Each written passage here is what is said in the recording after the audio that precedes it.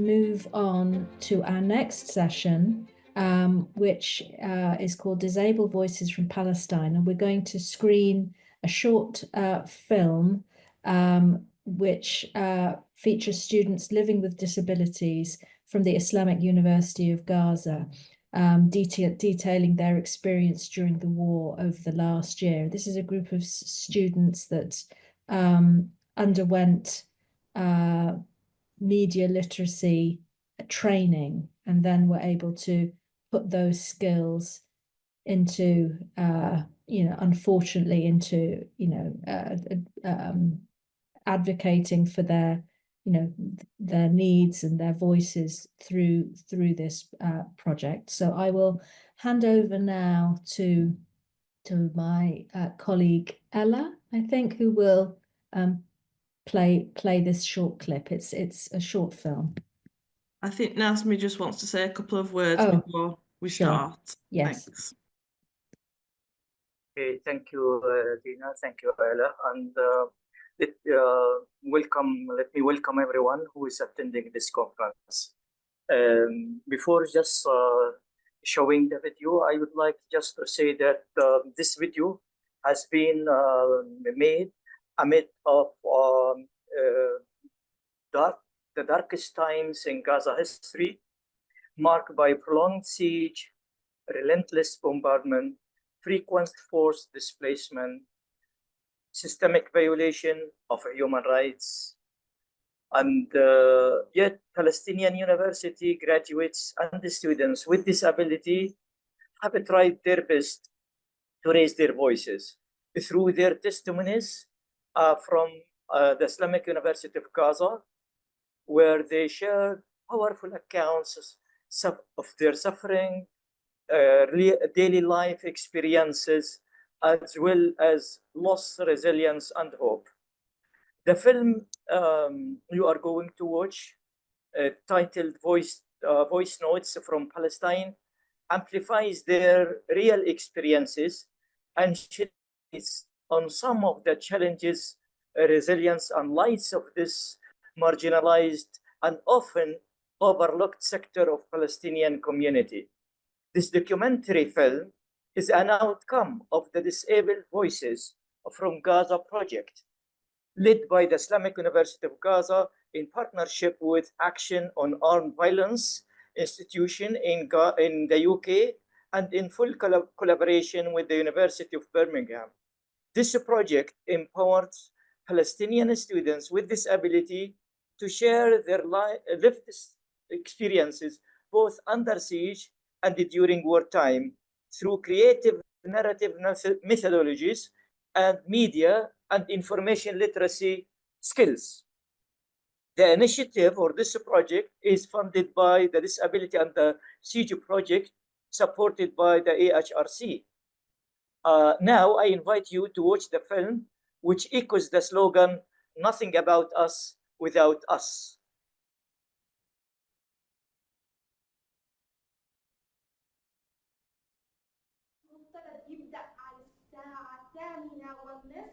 حتى الساعة 11:30 بس إحنا اليوم كان لنا تجاوز لحتى نقبل بعض من التأخير، بس إن شاء الله بكرة كلنا نكون موجودين الساعة 8. In July 2023, a group of students at the Islamic University of Gaza were offered an online course led by Action on Armed Violence's director, Dr.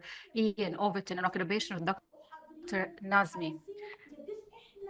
So the course aimed to empower students to use social media to tell their stories about living in Gaza. All the students were living under the war. What are we ultimately looking for when we talk about the voice in storytelling, and what do we think is important? Stay until the end and come with me. Our life here in Gaza is beautiful despite the difficulties.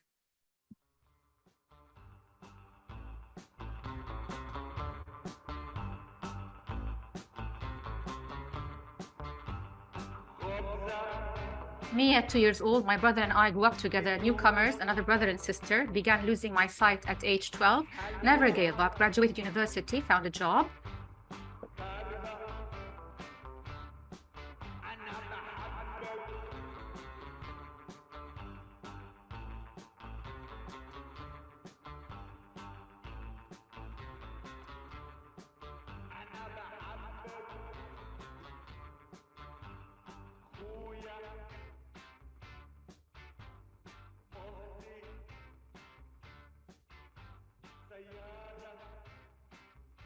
I love family gatherings.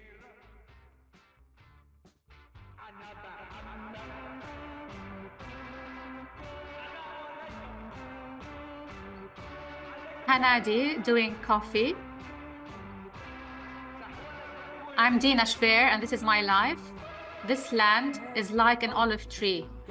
So this land is our land. On this land, the most noble of lands, does it not deserve life?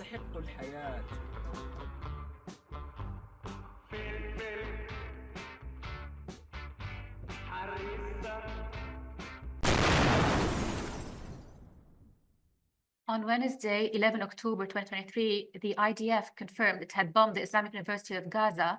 16,000 students were immediately displaced. With the help of surviving professors, we located some of them. We asked them to share their stories. I can't forget that day at the beginning of the war in 2023. There was heavy bombing and missile launches falling on houses and on the people. The thing that scared me the most in that moment is that I would lose my mother's hand and get lost in the crowd between the people who were moving like waves, all of them hurrying, all of them running, all of them carrying their basic belongings with no sense of where to go. They were going into the unknown. I was scared to be hit by artillery or shrapnel from an Israeli missile and be left with another disability in addition to my blindness.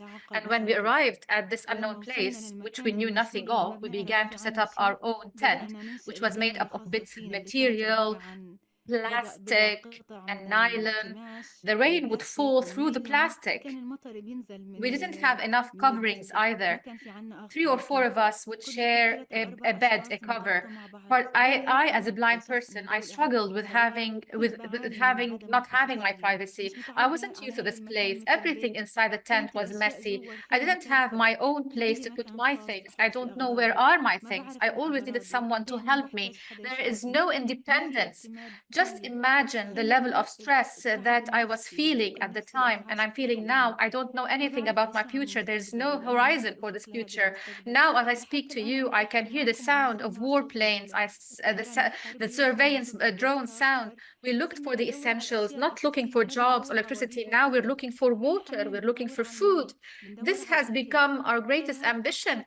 We do not care about taking course with Dr. Ian or finishing our master's or PhD. No, my ambition is not to listen to the warplanes, the drones. My wish is to wake up and find a healthy breakfast, find a clean water to drink. My life routine has changed. It consists of eating, sleeping, and going to the bathroom. And I cannot travel. I cannot finish my studies. And this was the hardest thing because it was a priority to me. It was a lifeline for me and for my family. I had a lot of dreams and goals, and I hope to achieve them in the future.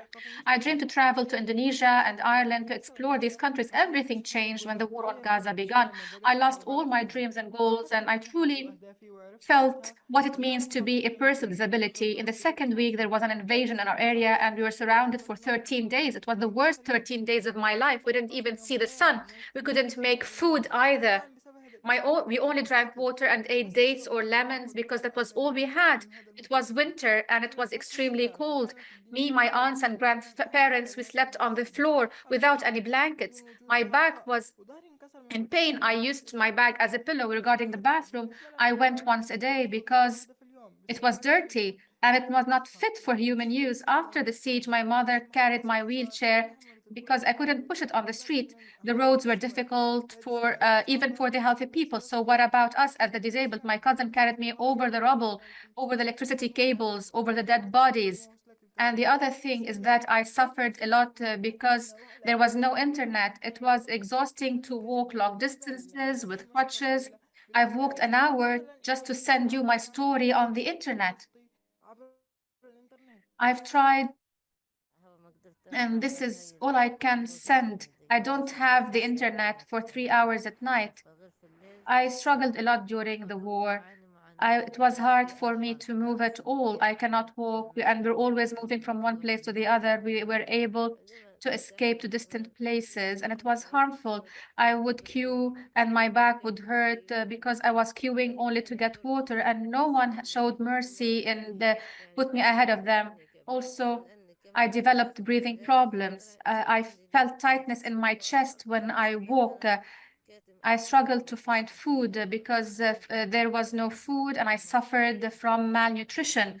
When my mother was injured, I was shocked. I thought I had lost her. I'm afraid of losing my mother. My mother and my sister are all I have in this world. I'm on a wheelchair.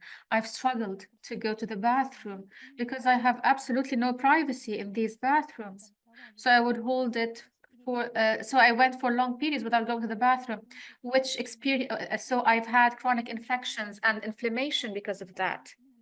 The war didn't give us any time even to think. We left everything behind. I left my cat behind. During the first truce of the war, we went back to our house and I was shaken. I found my cat that died. It was the darkest moment of my life because I consider the cat as a member of my family. My mental state was destroyed. We moved around 1, 2, 3, 4 times. It was very difficult. You cannot imagine it at all. We are human beings and we are people who love life. And for those of us with disabilities, we have the right, like all people with disabilities around the world, we have the right to live with our basic needs met. We are special. The fact that we use the little that we have in order to achieve, to innovate in a manner that would impact the world despite all the hardships and despite our disability. In the end, I wanted to say, just 30 minutes ago, before I recorded this voice note, our neighborhood was bombed. An Israeli F-16 warplane hit a civilian building. The building was full of innocent people who were displaced. Just 30 minutes ago, there was sound of ambulances, people shrieking and begging for life. There was the sound of oppression and injustice we are living in. When my siblings went out to help carry the victims, they saw a lady in her 20s and her child. The child was 3 months old. They were martyred, and they pulled out another girl. She must have been about 19 or 20 years old. She acquired a disability because her leg was amputated. Of course, those are the ones we know of. I don't know what happened after that and to other people. You know, what does this mean? It means that I'm speaking to you now and you can hear my voice. But in a little while, just a little while, I could be just a memory. Just a memory, just like those before me.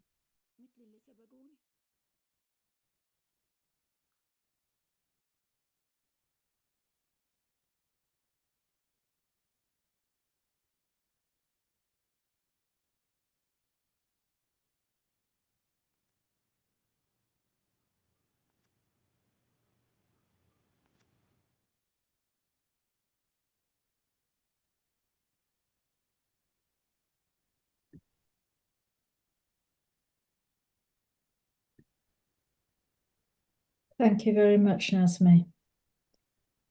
We can move straight into your session now, so I'll hand over to you.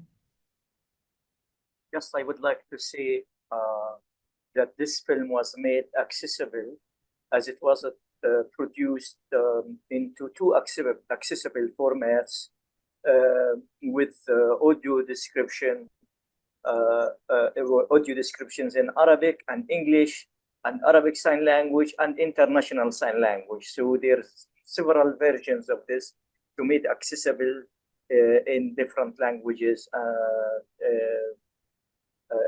to all persons with disabilities. Let me move now to our session. Nazmi, sorry, there's just one question about whether the video is available online and can it be shared, from Claire Ozell. Yeah, it's available in YouTube. It's available on our project, Disability Under Siege.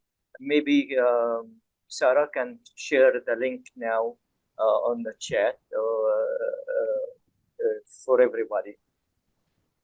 And there's several versions, so depending on which version the person's interested in, do we have a I suppose there were, is there a place where they're all together and you can choose which one? I think yes, it's available. Also available on the institutions. Action on armed violence. Yeah. All of them are available. All the versions are available. And I think a tab also can has another, if she can share them while we are discussing the next issue, the next point will be great. Thank you. I can't find them now, but they are available. And I searched in the morning and I found them on YouTube as well.